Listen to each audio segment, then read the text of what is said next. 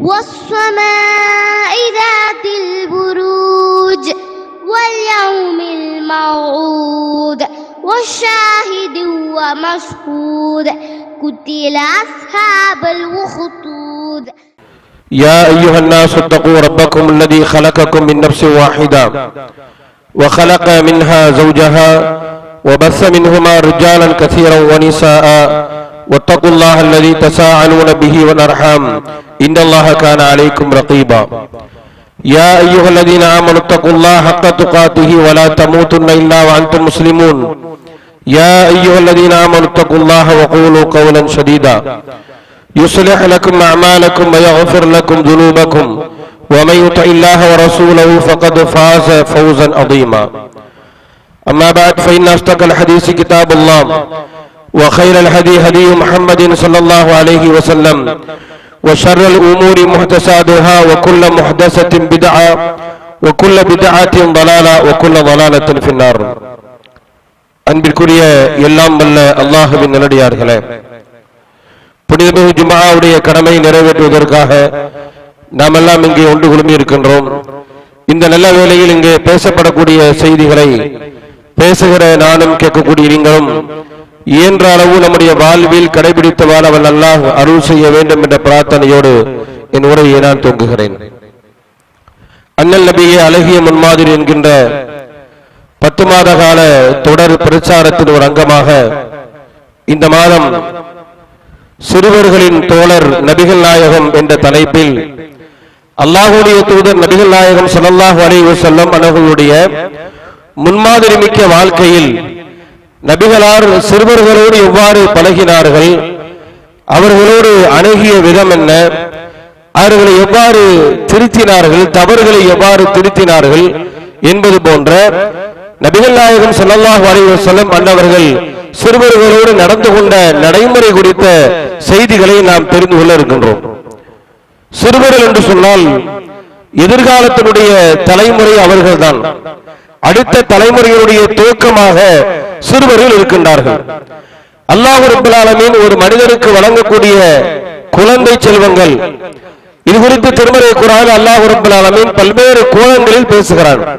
ஒவ்வொரு மனிதருக்கும் அல்லாஹ் வழங்கிய குழந்தைகள் குறித்து அல்லாஹ் பேசுகின்ற பொழுது ஒரு இடத்தில் அல்லாஹ் இவ்வாறு சொல்கிறான், யஹபுல் இமையஷாஉ இனாதன் வயஹபுல் இமையஷாஉ ذுகூர். நாடியவர்களுக்கு அல்லாஹ் ரப்பல் ஆலமீன் ஆண் குழந்தையையும் நாடியவர்களுக்கு பெண் குழந்தையையும் நாடியவர்களுக்கு இரண்டையும் சேர்த்து வழங்குகிறான். நாடியவர்களை அல்லாஹ் ரப்பல் ஆலமீன் குழந்தையற்றவர்களாக ஆக்கி விடுகிறார் என்று சொல்கிறார். குழந்தைகள் வழங்கப்பட்டவர்களை அல்லாஹ் எவ்வாறு பேசுகிறான் சொன்னா, யஹபுல் இமையஷா, அல்லாஹ் அவர்களுக்கு அன்பளிப்பாக ஆண் குழந்தைகளையோ பெண் குழந்தைகளையோ இரண்டையுமோ வழங்கினான். இறைவனுடைய அன்பளிப்பு தான் நமக்கு வழங்கப்பட்ட பிள்ளைகள். அப்ப இந்த வசனத்தில் அல்லாஹ் பிள்ளைகளை அன்பளிப்பு என்ற வார்த்தையால் பயன்படுத்துகிறான். இன்னொரு வசனத்தில் அல்லாஹ் ரப்பல் ஆலமீன் பிள்ளைகள் குறித்து சொல்கின்ற பொழுது, அல் மாலு வல் பனூனு ஸீனத்துல் ஹயாத்தி துன்யா, நம்முடைய பொருளாதாரம், நம்முடைய குழந்தைகள் உலக வாழ்க்கையினுடைய அலங்காரம் என்று அல்லாஹ் பேசுகிறார். குழந்தைகள் நம்முடைய அலங்காரம் என்று அல்லாஹ் ரப்பல் ஆலமீன் அலங்காரம் என்ற வார்த்தையால் பேசுகிறார். இன்னொரு இடத்தில் அல்லாஹ் ரப்பல் ஆலமீன் குழந்தைகள் குறித்து பேசுகின்ற பொழுது அது கண் குளிர்ச்சி என்பதாக பேசுகிறார். நல்லவர்கள் இவ்வாறு அல்லாஹ்விடத்தில் பிரார்த்தனை செய்வார்கள், ரப்பனா ஹப்லனா மின் அஸ்வாஜினா வ ذُرِّيَّاتِنَا قُرَّةَ أَعْيُنٍ وَاجْعَلْنَا لِلْمُتَّقِينَ إِمَامًا. நல்லவர்கள் அல்லாஹ்வை எப்படி பிரார்த்தனை செய்வாங்க அப்படிங்கறது அல்லாஹ் சொல்லும் பொழுது, ரப்பனா ஹப்லனா மின் அஸ்வாஜினா வ ذُرِّيَّاتِنَا, என்னுடைய மனைவிகளிலும் எங்களுடைய சந்ததிகளிலும் இறைவா எங்களுக்கு நீ கண் குளிர்ச்சியை ஏற்படுத்து. பிள்ளைகள் என்பது கண் குளிர்ச்சி என்ற வார்த்தையில் அல்லாஹ் பயன்படுத்துகிறார். ஃபிரௌன் கூட மூசா அலைஹிஸ்ஸலாம் அவங்களை அந்த சிறுபிள்ளை நைநடையில் வரக்கூடிய அந்த குழந்தையை கையில் எடுக்கின்ற பொழுது ஃபிரௌனுடைய மனைவி சொன்ன வார்த்தையை திருமறை குர்ஆன் அல்லாஹ் பதிவிடுகிறார். சூரத்துல் கஸஸ் என்கின்ற 28வது அத்தியாயத்தினுடைய 9வது வசனம். அந்த அம்மா சொன்னது, வகாலத் இம்ராத்து ஃபிரௌன், ஃபிரௌனுடைய மனைவி சொன்னாள், என்ன சொல்கிறார், குர்ரத்த அய்யுனுல் லீ வலக், இந்த குழந்தை எனக்கும் உனக்கும் கண்குளிர்ச்சியாக இருக்கும், எனவே இந்த குழந்தையை நீ கொண்டு விடாதே. அப்ப குழந்தைகள் என்பது பெற்றவர்களுடைய கண்குளிர்ச்சி என்று அல்லாஹ் ரப்பல் ஆலமீன் பயன்படுத்துகிறான். அதுபோன்று இறுதியாக அல்லாஹ் ரப்பல் ஆலமீன் ஒரு இடத்துல பிள்ளைகள் குறித்து பேசுகின்றான். குழந்தைகள் என்பவர்கள் ஃபித்னத்துன் இன்னமா அம்வாலுக்கும் வ அவுலாதுக்கும் ஃபித்னா, உங்களுடைய பொருளாதாரமும் உங்களுடைய பிள்ளைகளும் உங்களுக்கு சோதனைகள் என்று அல்லாஹ் சொல்றான்.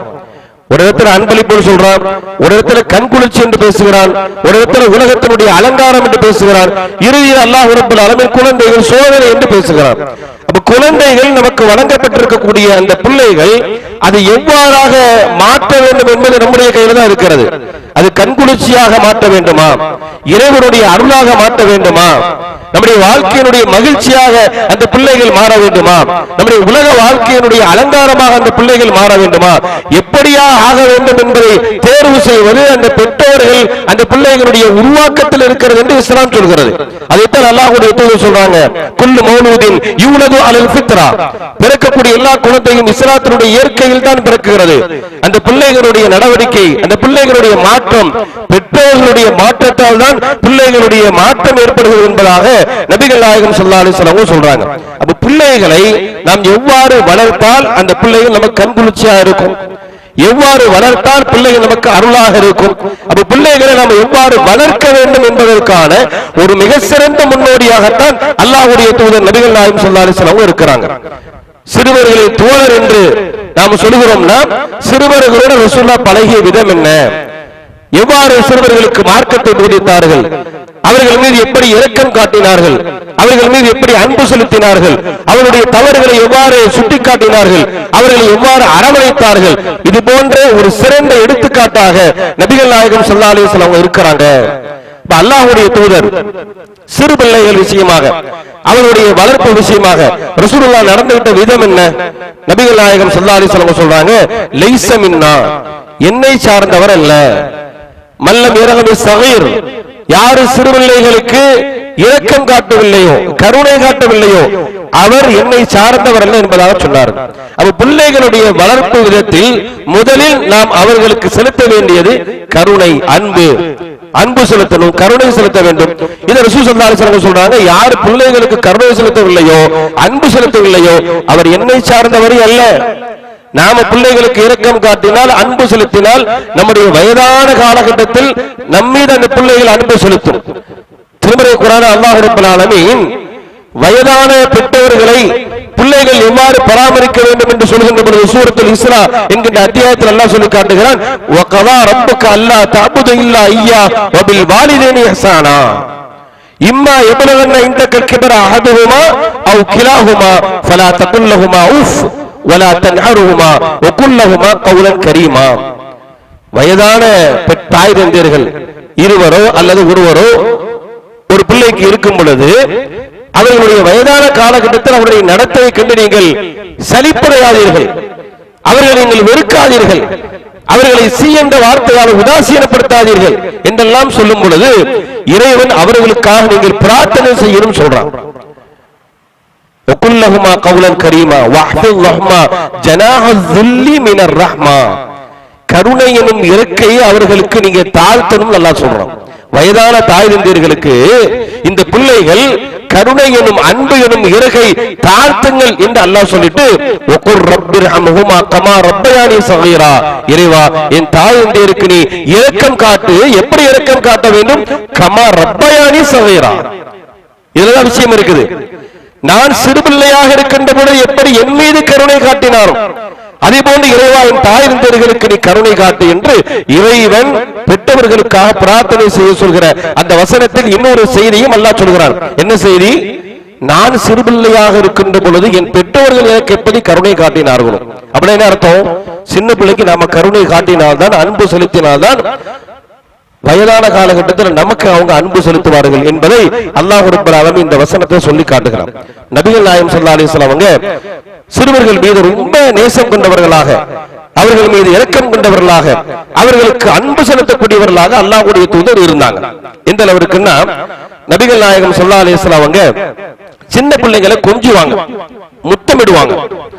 அபூ ஹுரைரா அவங்க அறிவிக்கக்கூடிய ஒரு செய்தி, நபிகள் நாயகம் ஸல்லல்லாஹு அலைஹி வஸல்லம் அவங்களுடைய சபையில ஒரு குழந்தை இருக்கிறது. ரசூலுல்லாஹ் அந்த குழந்தையை முத்தமிடுறாங்க. அந்த சபையில் இருந்த அக்ரா பின் ஹாபிஸ் என்று சொல்லக்கூடிய ஒருவர் அல்லாஹ்வுடைய தூதர்ட்ட கேட்கிறாங்க, இன்னலி அஷரத்தன் மினல் வாலித், அல்லாஹ்வுடைய தூதரே எனக்கு 10 பிள்ளை இருக்கிறது, மா கப்பல்து மின்ஹும் அஹதா, நான் யாரையுமே முத்தமிடலையே. பிள்ளைகளை கொஞ்சிறது முத்தமிடுறது உங்கள்கிட்ட பார்க்கக்கூடிய இந்த நடைமுறை எனக்கு மிகப்பெரிய ஆச்சரியத்தை தருகிறது.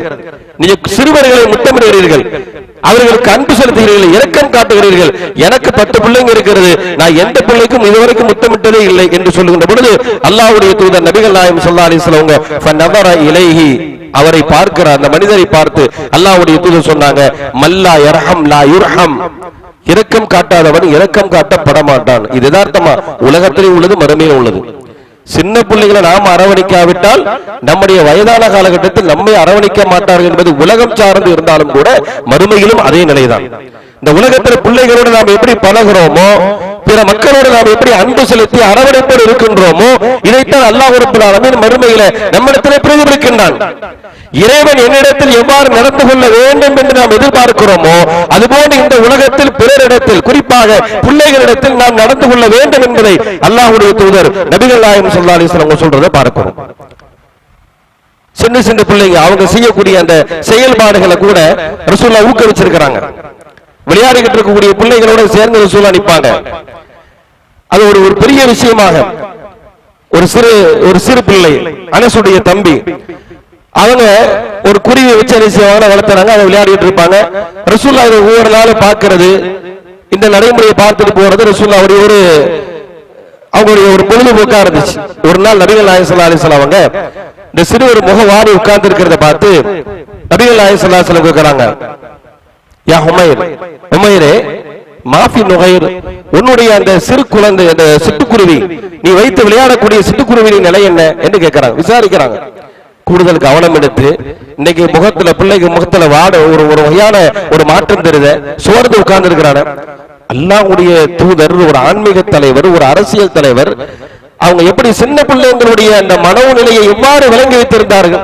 அப்ப எந்த அளவிற்கு பழகினால் ஒரு பிள்ளைகளுடைய முக மாற்றத்தில் கூட ஏதோ ஒரு பிரச்சனை இருக்கிறது என்பதை தெரிந்து கொள்ளக்கூடிய அளவிற்கு சிறு பிள்ளைகளோடு அல்லாஹ்வுடைய தூதர் ரொம்ப நெருங்கி பழகினார்கள் என்கின்ற செய்தியை பார்க்கிறோமா இல்லையா?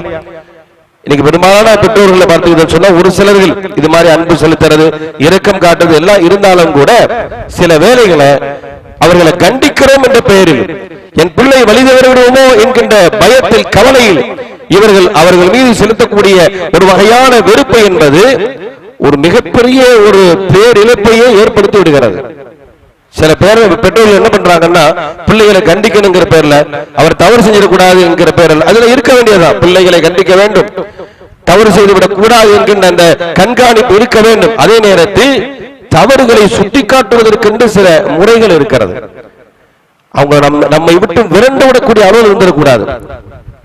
சில பெற்றோர்கள் இருக்கிறாங்க, உங்க வீட்டுல இருந்தாலே பிள்ளைகளுக்கு ஒரு வகையான பதட்டத்திலே இருப்பாங்க. எப்பந்தான் என் தகப்ப வீட்டை விட்டு வெளியில போவான், பாப்பா எப்ப வீட்டை விட்டு வெளியில போவாரு, இவர் வெளியில போனாதான் நமக்கு நிம்மதி என்கின்ற அளவில் சில வீடுகள் இருக்குதா இல்லையா? அதே நேரத்துல இந்த பெற்றோர்களை பொறுத்தவரையில் இந்த பிள்ளையை அடுக்கணும், உண்டிக்கணும், அந்த மாதிரியான சிந்தனை இல்லை. அவன் வழிதவற விடக்கூடாதுங்கிற ஒரு அக்கறை, என் பிள்ளை வழிதவற விடக்கூடாது, தவறு செய்து விடக்கூடாது, சமூகத்தை தலைகுனிந்து நின்று விடக்கூடாது என்கின்ற அக்கறையால் அவரை திருத்துகிறோம் என்கின்ற பேரில் சில நேரத்தில் இவருடைய சில நடவடிக்கைகள் பிள்ளைகளுக்கு வெறுப்பை ஏற்படுத்தி விடுகிறது. அது சொல்லக்கூடிய விதம், கண்டிக்கக்கூடிய விதம்.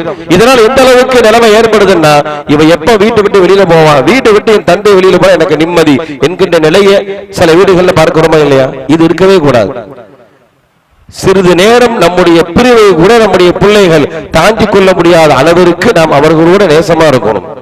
நபிகள் நாயகம் ஸல்லல்லாஹு அலைஹி வஸல்லம் அவங்க அப்படித்தான் பிள்ளைகளோட ரொம்ப நேசமாக இருப்பாங்க.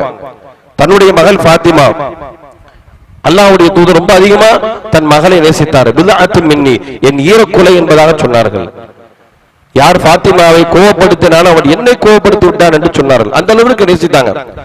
சிலர் விரும்பின கண்மூடித்தனமான நேசம் மட்டும் தான் இருக்கும். அவன் என்ன தப்பு செஞ்சாலும் கண்டுக்கவே மாட்டான். அப்படிப்பட்ட நேசம் இல்ல, குருட்டுத்தனமான நேசம் இல்ல.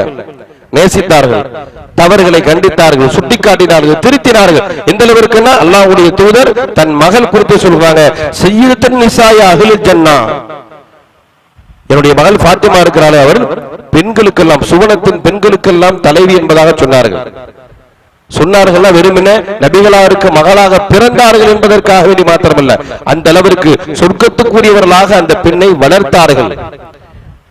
சொர்க்கத்தில் கொண்டு ஒரு பெண்ணை சேர்க்கக்கூடிய அளவிற்குண்டான எல்லா வகையான அம்சமும் பாத்திமா ரலியல்லாஹு இருந்தது. நபிகளாருடைய வளர்ப்பு விதத்தில் இருந்தது. அப்படித்தான் வளர்த்தார்கள். அதிகமாக அன்பு செலுத்தினார்கள், நேசித்தார்கள்.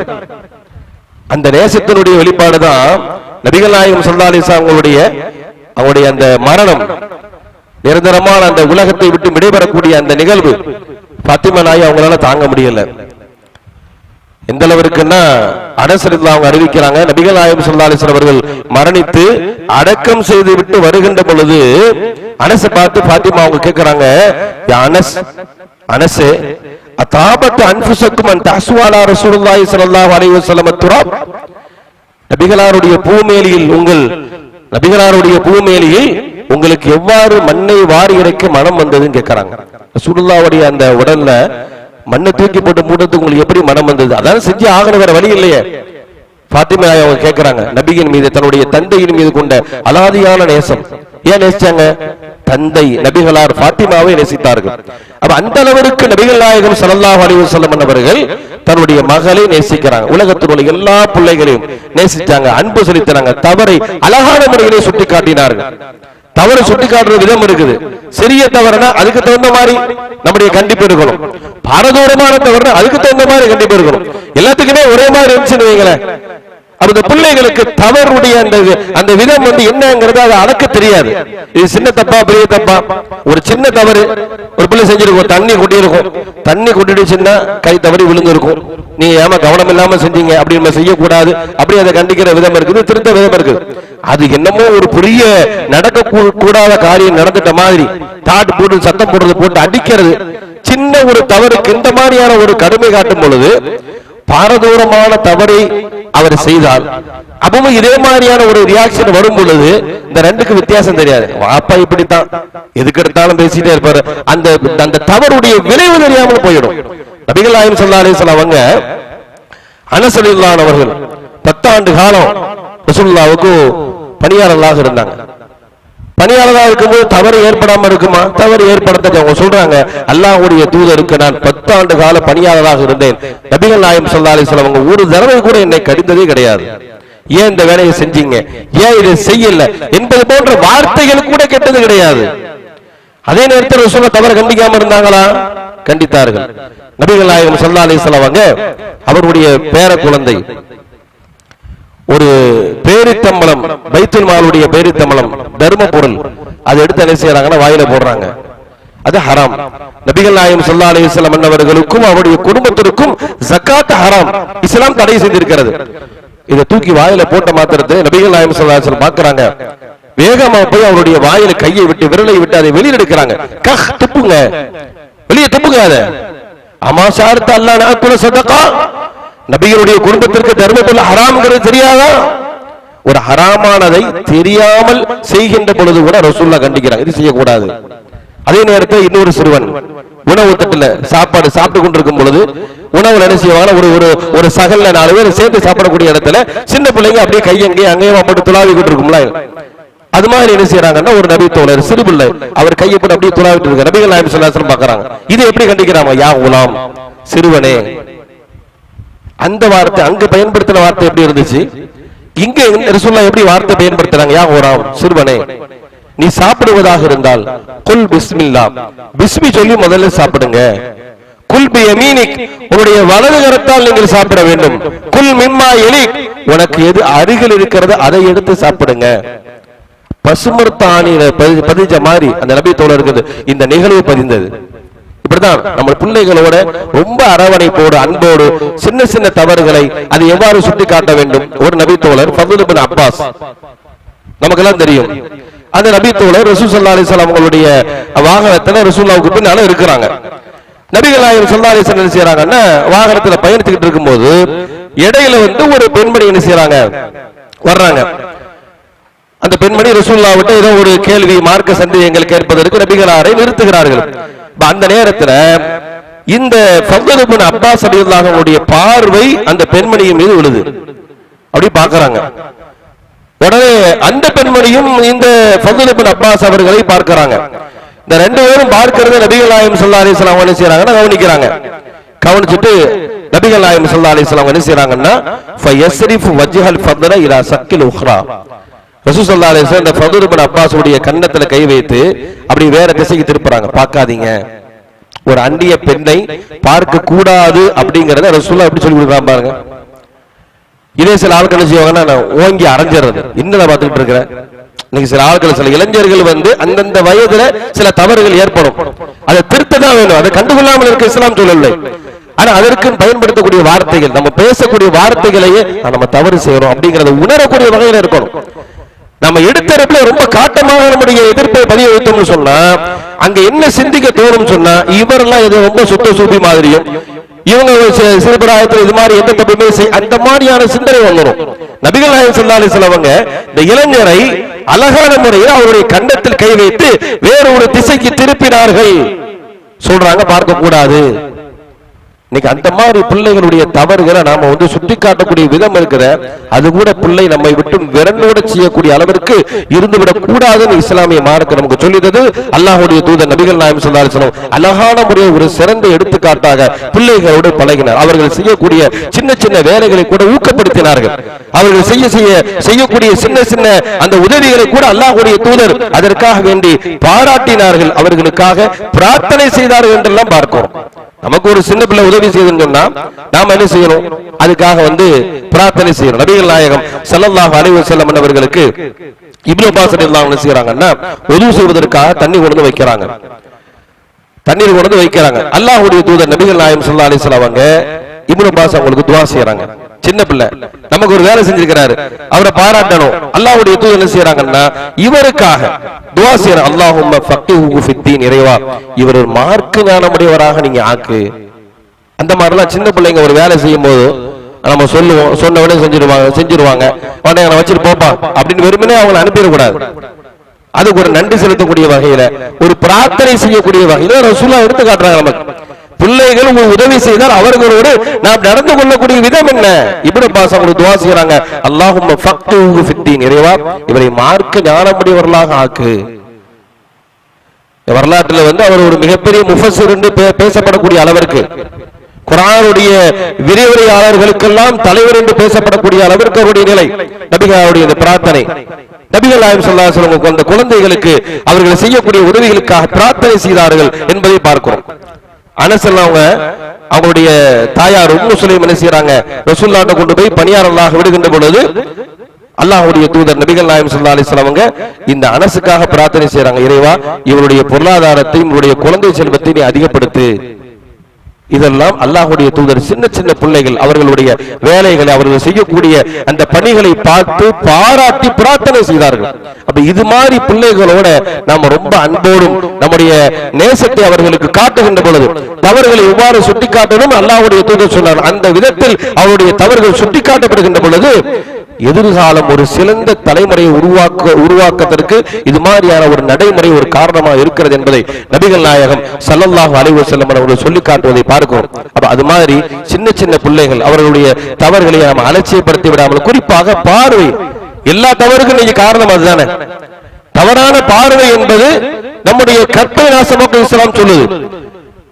ஃபதுல் இப்னு அப்பாஸுடைய முகத்தை ரசூலுல்லாஹ் திருப்பினாங்க. காரணம் என்ன? கல்லுல் பஸர், பார்வையை தாழ்த்துங்கள்.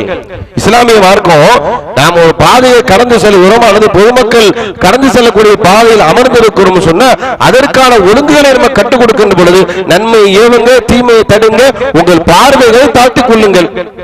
இன்னைக்கு பிள்ளைங்க கையில மொபைல் வச்சு பார்த்துக்கிட்டு இருக்கிறாங்க. நம்ம வேலை நடந்தா சரிதான் சொல்லி நம்ம செய்யறோம், பிள்ளை கையில மொபைல கொடுத்து போயிட்டே இருக்கிறோம். நமக்கு டிவி சீரியல் பார்க்கணுமா, இந்த மொபைல பொடி அப்படின்னு கையில கொடுத்துறோம். இந்த சின்ன பிள்ளைங்க அதை பாக்குறாங்க. அதுல என்னென்ன காட்சிகள் வருகிறது, பார்க்க கூடாத காட்சிகள் எல்லாம் வருதா இல்லையா? ஒரு சாதாரண ஒரு அட்வர்டைஸ்மெண்ட் பார்க்க முடியல. மொத்தமா டிவியில உட்கார்ந்து ஏதாவது செய்தி பார்க்கும்போது இடையில வரக்கூடிய அட்வர்டைஸ்மெண்ட் பார்க்க முடியல. அதே ஆபாசம், அசிங்கம். மொபைல் எடுத்து பாத்தீங்கன்னா அதுல ஏகப்பட்ட அதை கையில கொடுத்து நாம இருக்கிறோம்னா இந்த பிள்ளைகள் எப்படி எதிர்காலத்தில் உருவாகும்? அப்ப இதையெல்லாம் தவிர்க்க வேண்டும் என்று சொன்னால் நபிகள் நாயகம் ஸல்லல்லாஹு அலைஹி வஸல்லம் அவர்கள் சிறுவர்களோடு எவ்வாறு நடந்து கொண்டார்கள், மார்க்கத்தை எவ்வாறு கற்றுக் கொடுத்தார்கள், ஒழுக்கத்தை எவ்வாறு கற்பித்தார்கள் என்பது நபிகளாருடைய இந்த எடுத்துக்காட்டை, அவர்களுடைய நடைமுறை வாழ்க்கையை நாம் நம்முடைய பிள்ளைகளிடத்தில் பிரதிபலிக்கின்ற பொழுது இந்த பிள்ளைகளால் நாளை மறுமையில் நமக்கு சிறந்த நன்மை கிடைக்கும். அல்லாஹ் குர்ஆன்ல சொல்லி காட்டானா இல்லையா? யாரெல்லாம் வழிகட்டார்களோ அவர்கள் மறுமையில புலம்புவாங்க. எப்படி புலம்புவாங்க? அவர்களுடைய வழிகேட்டுக்கு யார் காரணமாக இருந்தார்களோ அவர்களுக்கு எதிராக புலம்புவார்கள். وقال الذين كفروا ربنا أرنا الذين أضلنا من الجن والإنس نجعلهما تحت أقدامنا ليكونا من الأسفلين. இறைவா, எங்களை வழிகெடுத்தவர்களை காட்டு. நான் ஏன் வழிகட்டி போனேன்? இந்த அளவிற்கு நரகத்திற்கு வந்து விழக்கூடிய அளவிற்கு என்னுடைய நிலை மாறியதற்கு யார் காரணம்? என்னை வழிகெடுத்தவர்களை என் கண் முன்னால் கொண்டு வந்து காட்டு. யாரா இருந்தாலும் சரிதான், நண்பனாக இருந்தாலும் சரிதான், உறவினர்களாக இருந்தாலும் சரிதான், பெற்றவர்களாக இருந்தாலும் சரிதான். நம்முடைய பிள்ளைகளின் வழிகேட்டுக்கு நாமே காரணமாக இருப்போம் என்று சொன்னால் நம்முடைய மறுமை வாழும் நாசமா போயிடும். பிள்ளைகளுடைய மறுமை வாழும் மாத்திரமல்ல, நம்முடைய மறுமை வாழும் நாசமாய் போய்விடும் என்று சொன்னால், அப்ப பிள்ளைகள் இன்றைய காலகட்டத்தில் நீங்க பார்த்தீங்கன்னா எங்கு பார்த்தாலும் வக்கர புத்திகள் இதெல்லாம் ஏற்படுவதற்கான காரணம் என்ன? சிறுபிள்ளைக்கு எதிரான பாலியல் வன்புணர்வுகளுக்கு சமூகத்தில் அதிகரிப்பதற்கான காரணம் என்ன? பிள்ளைகளை சரியா பராமரிக்கிறது இல்ல.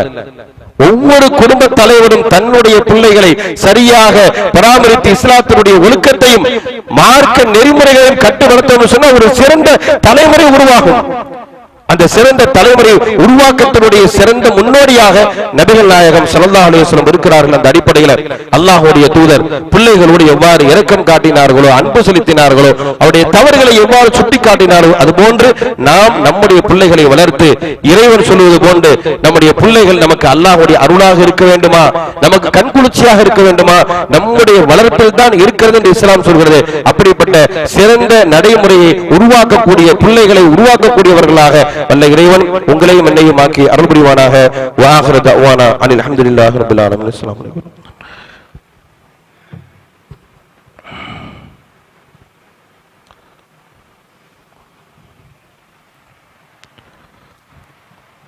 இன்னல் ஹம்துலில்லாஹ். கண்ணியத்திற்குரிய எல்லாம் வல்ல அல்லாஹ்வின் நல்லடியார்களே, நாம் வாழக்கூடிய இந்த காலகட்டம் தீமைகள் பெருகிய ஒரு காலகட்டத்தில் வாழ்ந்து கொண்டிருக்கின்றோம். இப்படிப்பட்ட காலகட்டத்தில் நம்முடைய பிள்ளைகள் இதுபோன்று கலாச்சார சீர்கேட்டில் விழுந்து விடாமல் அவர்களை பாதுகாக்க வேண்டுமானால் மார்க்க அறிவு என்பது மிகவும் அவசியமாக இருக்கிறது.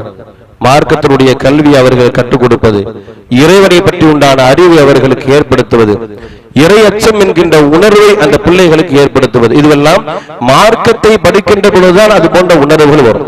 ஒரு காலம் இருந்துச்சு, மார்க்க கல்விக்கு அதிகமான முக்கியத்துவம் கொடுத்தாங்க. ஆனா இன்றைய காலகட்டத்தை பொறுத்தவரையில மார்க்கம் படிப்பதற்கு எப்ப ரொம்ப இலகுவாக இருக்கிறதோ அப்பதான் இந்த சமுதாயம் மார்க்க கல்வியை விட்டு ரொம்ப தூரமாயிட்டு இருக்கிறது. ஒரு காலம் மதரசால போய் மார்க்கத்தை படிக்கணும்னு இருந்துச்சு.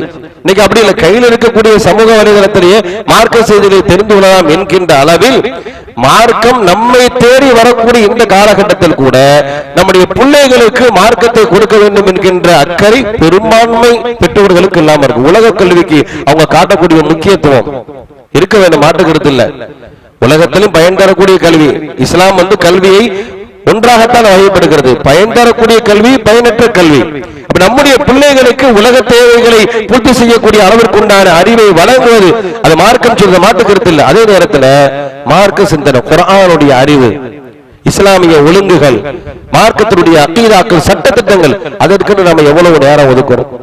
இன்னைக்கு பார்த்தீங்கன்னா அல்லாஹ்வுடைய கிருபையால நம்முடைய கிளையில சட்டேறக்குரிய 16 ஆண்டுகள் வழி 17வது வருஷம் மக்தப் மதரசா துவங்குகிறது. எத்தனை பிள்ளைங்க ஓதுறாங்க? நாளுக்கு நாள் அப்படி குறைஞ்சிக்கிட்டே இருக்கு பிள்ளைகளுடைய வருகை. ஏன் மார்க்க அறிவு எல்லாம் ரொம்ப தெரிஞ்சுன்னு அர்த்தமா? அதுல ரொம்ப கவனம் செலுத்துறதே இல்லை. நம்ம பிள்ளைகளை மதரசாவுக்கு அனுப்பணும், பாடம் படிக்கணும், அந்த கற்ற கல்வியை அவங்க தன்னுடைய வாழ்க்கையில கடைபிடிக்கிறாங்களா அப்படின்னு இது போன்ற எண்ணங்கள்லாம் இன்னைக்கு இந்த காலங்கள் போக போக குறைந்து கொண்டே, ஒரு பக்கம் கலாச்சார சீர்கள் அதிகரித்துக் கொண்டே இருக்கிறது. இப்ப நபிகள் நாயகம் ஸல்லல்லாஹு அலைஹி வஸல்லம் அவங்க இந்த பிள்ளைகளுக்கு மார்க்க அறிவை இஸ்லாத்தினுடைய அடிப்படையை கற்றுக் கொடுத்தாங்க.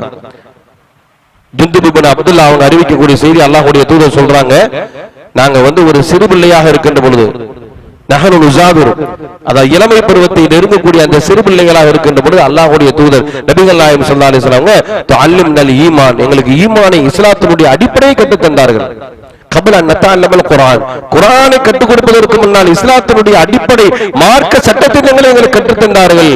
பிறகு குர்ஆனை கற்றுத் தந்தார்கள் என்பதாக அவங்க சொல்றாங்கன்னா, அப்ப குர்ஆனை நாம பிள்ளைகளுக்கு நமக்கு ஓத தெரிந்தா வீட்டுல வச்சு நாம சொல்லிக் கொடுப்போம் இல்லையா? மதரசாக்களுக்கு அனுப்பி இந்த சூழல்கள் தான், மதரசாவுடைய சூழல்கள், மார்க்க சூழல்கள் தான் பிள்ளைகளை வழி தவறுவதிலிருந்து தற்காத்து நிறுத்தக்கூடியது. அந்த அடிப்படையில் தான் நம்ம மதரசாக்கள் பல்வேறு சிரமங்களுக்கு இடையே நம்ம நடத்திட்டு இருக்கிறோம். ஆனா அதிகமான பெற்றோர்கள் கூடுதலான கவனம் செலுத்துவதில்லை. அந்த அடிப்படையில் இன்ஷா அல்லாஹ் நம்முடைய அதாவது மஸ்ஜித் ரஹ்மானுடைய கிளையின் சார்பாக வரக்கூடிய 8ஆம் தேதி மக்தப் மதரசா ஆரம்பமாகுது. இந்த பெருநாளுடைய இழிவுக்கு பிறகு மக்தப் மதரசாவுடைய துவக்கம் வரக்கூடிய 8ஆம் தேதி ஆண்களுக்கு பெண்களுக்கு காலை மாலை மதரசா வழக்கம் போல் ஆரம்பமாக இருக்கிறது. உங்களுடைய பிள்ளைகளை அதிகமாக நேசிக்க மதரசாவில் கொண்டு விடுங்க, மார்க்கத்தை தெரிஞ்சு அது 4 பேருக்கு மார்க்கத்தை சொல்லி அதன் மூலமாக நம்முடைய பிள்ளைகள் மறுமையில் ஈரட்டம் அடைந்தார்கள் சொன்னா இது நம்முடைய எதிர்காலத்திற்கு மறுமை வாழ்க்கைக்கான ஒரு அடிப்படை என்பதை இஸ்லாம் சொல்லி தருவது. அந்த அடிப்படையில் பிள்ளைகளுக்கு மார்க்க அறிவை ஊட்டி அந்த பிள்ளைகளை சிறந்த பிள்ளைகளாக அல்லாஹ் எப்படி நம்ம இடத்துல இஸ்லாத்தினுடைய இயற்கையில் அந்த குழந்தையை நமக்கு தந்தாரோ அதே இயற்கை இஸ்லாத்திலேயே நம்முடைய பிள்ளைகள் மரணிக்க வேண்டும் என்று சொன்னால் மார்க்க சிந்தனையும் அதன் அடிப்படையிலான வாழ்க்கையும் அடிப்படை என்று இஸ்லாம் வலியுறுத்துகிறது. அந்த அடிப்படையில் நாமும் மார்க்கத்தை சரியான முறையை புரிந்து நம்முடைய பிள்ளைகளுக்கும் கற்றுக் கொடுத்த அடிப்படையில் வாழ்ந்து மரணிக்கக்கூடிய மக்களாக உள்ள இறைவன் உங்களையும் என்னையும் ஆக்கி அருள் புரிவானாக. வாஹிரு தஅவானா அனில் ஹம்துலில்லாஹி ரப்பில் ஆலமீன்.